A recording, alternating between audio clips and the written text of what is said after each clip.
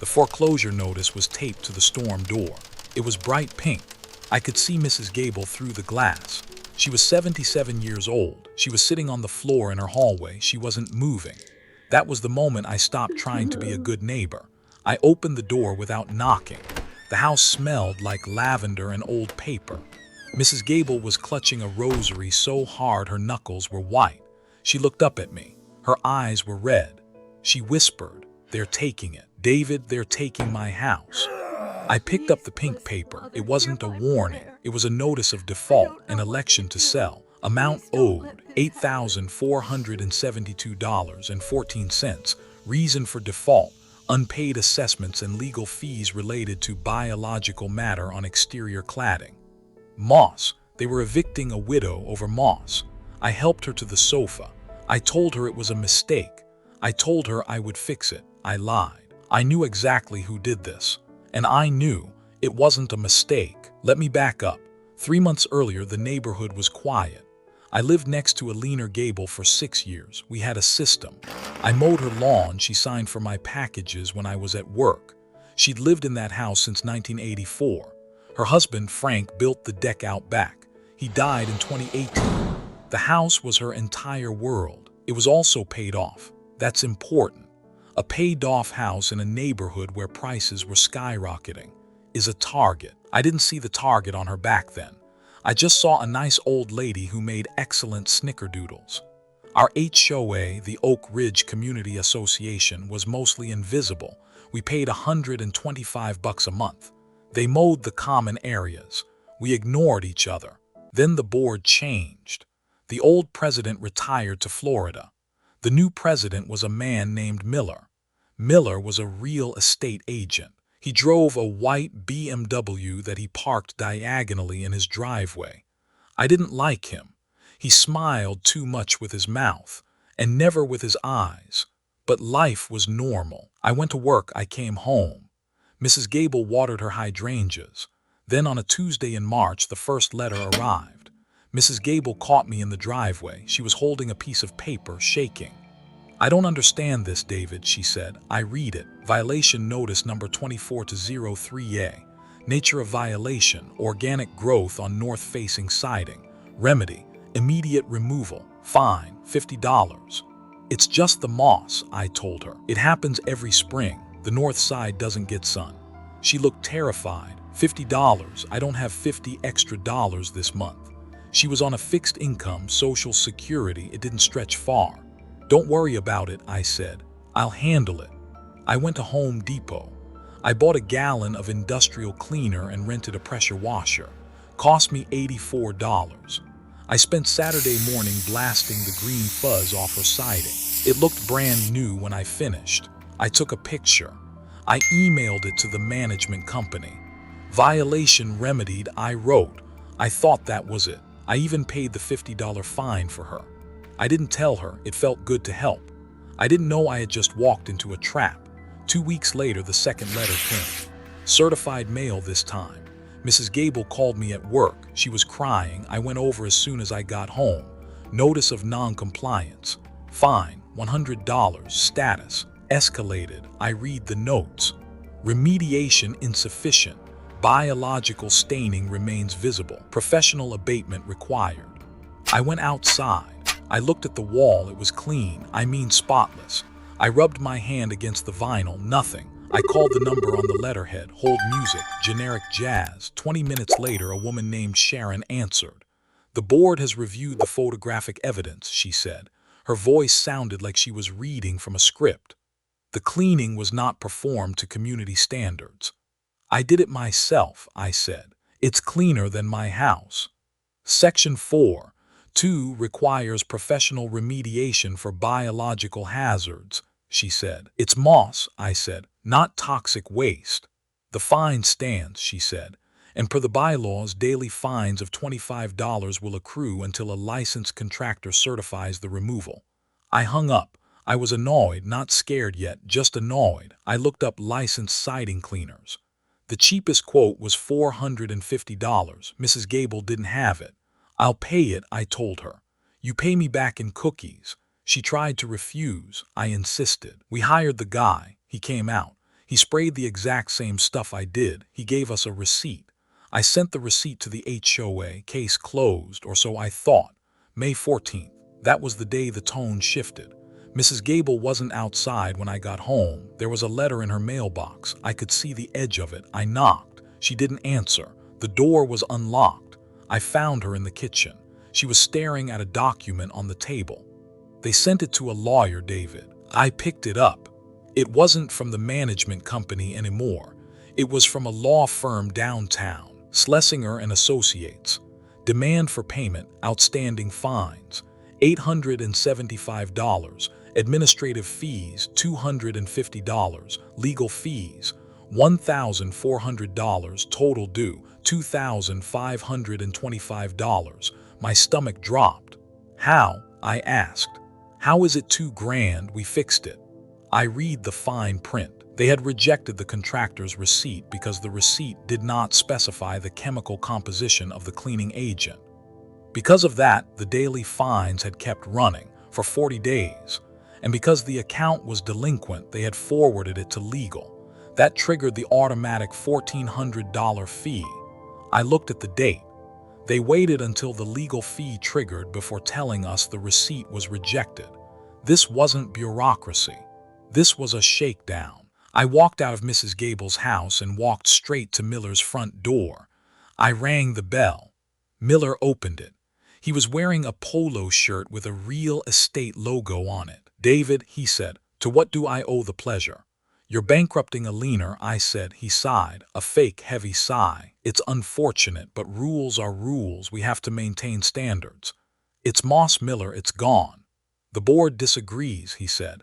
Who is the board? I asked. It's 3 people, you and the 2 people you appointed. He smiled, that mouth-only smile. If she can't maintain the property, he said, maybe she should consider selling. The market is very hot right now. He looked past me toward Mrs. Gable's house. I actually have a buyer looking for a fixer-upper, he said. I could save her the listing fees. The temperature in my blood went from warm to boiling. He wasn't enforcing rules. He was trying to force a sale. He knew she had 100% equity. He knew she was cash poor. He was squeezing her until she popped. I went home. I didn't sleep. I pulled the CC and the covenants, conditions, and restrictions. 140 pages of legal jargon. I made a pot of coffee. I started reading. I read until 3 a.m. I found it in Article 9, Section 3, Acceleration of Assessment. If an owner defaults, the HOA can accelerate all assessments for the rest of the year. But then I found something else. In the minutes from the 2019 annual meeting, which were buried on a PDF on the community portal, there was a motion passed. Motion to cap legal fees for minor aesthetic violations at $500. It passed 5-0. They were charging Mrs. Gable $1,400. I printed the page. Then I went to the county clerk's website. I looked up Miller. I looked up his past sales. I found a pattern. 4 houses in our zip code sold by Miller in the last 2 years. All 4 had been owned by seniors. All 4 had HOA liens filed just before the sale. All 4 were bought by an LLC called Granite Rock Holdings. I searched the LLC. The registered agent for Granite Rock Holdings was a man named Schlesinger, the same name as the law firm sending the letters. I sat back in my chair. The HOA president fines the homeowner. The HOA lawyer piles on fees. The homeowner can't pay. The HOA forecloses or forces a sale. The president sells the house to the lawyer's LLC for cheap. They flip it. They split the profit. It was a machine, a perfectly legal, terrifying machine. And Mrs. Gable was inside the gears. I requested a hearing. I sent the request by certified mail. They denied it. Account in legal status. All communication must go through counsel. I called the law firm. Mr. Schlesinger is in court, the receptionist said. I know about the LLC, I said. Silence. I'm sorry, she said. I know about Granite Rock Holdings. I know Miller is feeding him properties. Please hold. I waited 10 minutes. A man picked up. Smooth voice. This is Alan Schlesinger. I understand you're interfering with a legal collection matter. I'm helping a neighbor, I said. You're charging illegal fees. The 2019 cap is $500. That motion was rescinded in 2021, he said smoothly. You have outdated records. Show me the minutes, I said. Discovery is for court, he said. If Mrs. Gable wants to contest this, she can hire an attorney and see us in superior court. The filing fee is $400. Our hourly rate is $350. Does she have that kind of money, David? He knew she didn't. You have 7 days to pay the full balance, he said, or we proceed to foreclosure. He hung up. I checked my savings. I had $4,000. The bill was now over $8,000. I couldn't pay it for her. I couldn't save her. That brings us back to the pink notice, the breaking point. Mrs. Gable was on her sofa staring at the wall. I was born in a rental, she whispered. I didn't want to die in one.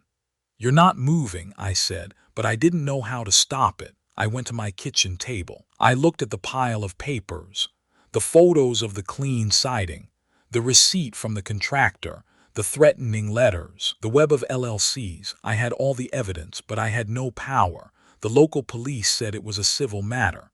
The local news station said they'd keep it on file. I looked at the pink notice again. Pursuant to State Property Code Section 209, State Code, HOAs derive their power from the state. I picked up the phone. I didn't call a lawyer. I called the state capitol. Specifically, I called the governor's office of constituent services. I got a voicemail. I hung up. I called again. Voicemail. I called 11 times in an hour. Finally, a human answered. Governor's office, this is Sarah. Don't hang up, I said. I have an elder abuse case involving a combat veteran's widow and a predatory housing scheme. I used every buzzword I could think of.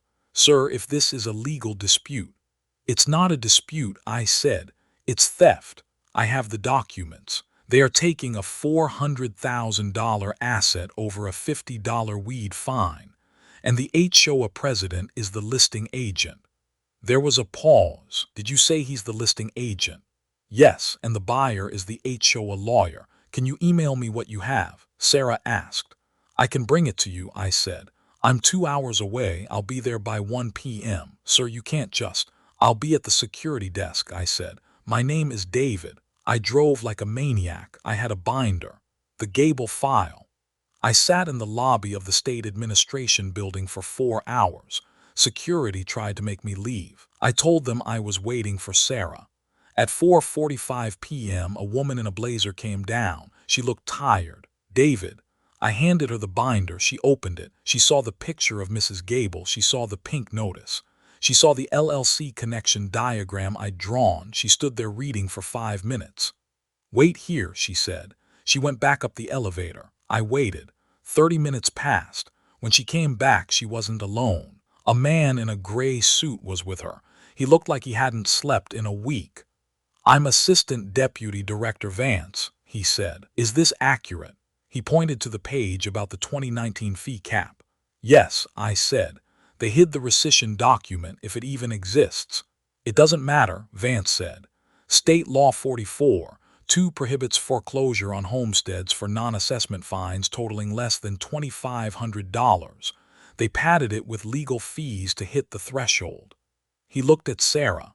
Get the Attorney General's Consumer Protection Division on the line, and get the Real Estate Commission. If this agent is self-dealing, he loses his license today. He looked at me.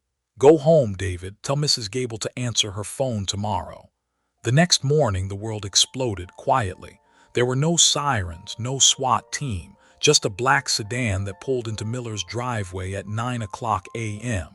2 men in suits got out. They knocked on his door. They were inside for 45 minutes. When they left, Miller didn't come out. At 10:30 a.m., a courier arrived at Mrs. Gable's house. He handed her a thick envelope. I was with her. We opened it together.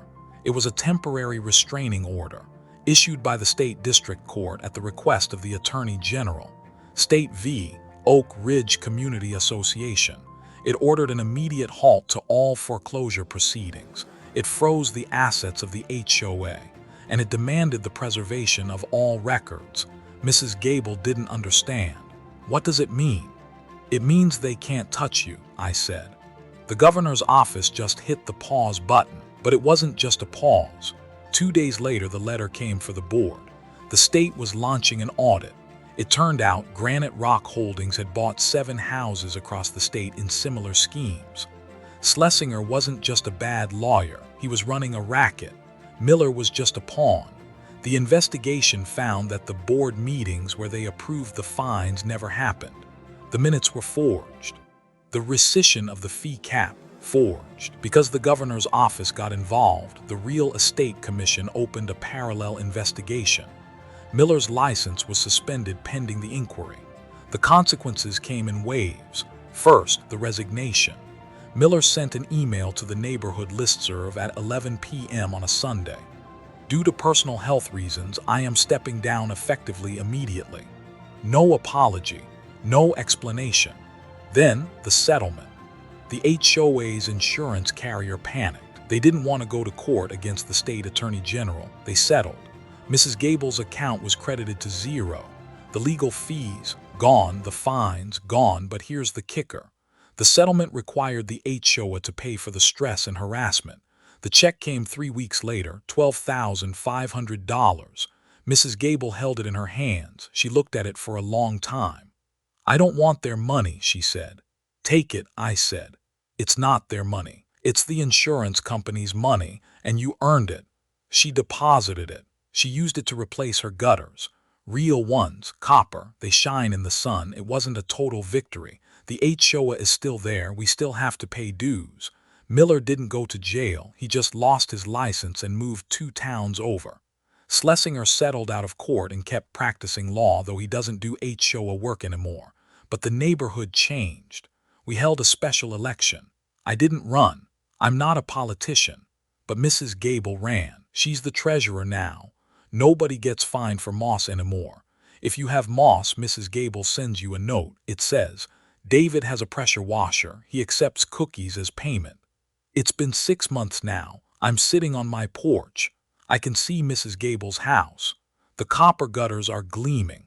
There's a little bit of green starting to show on the north siding again.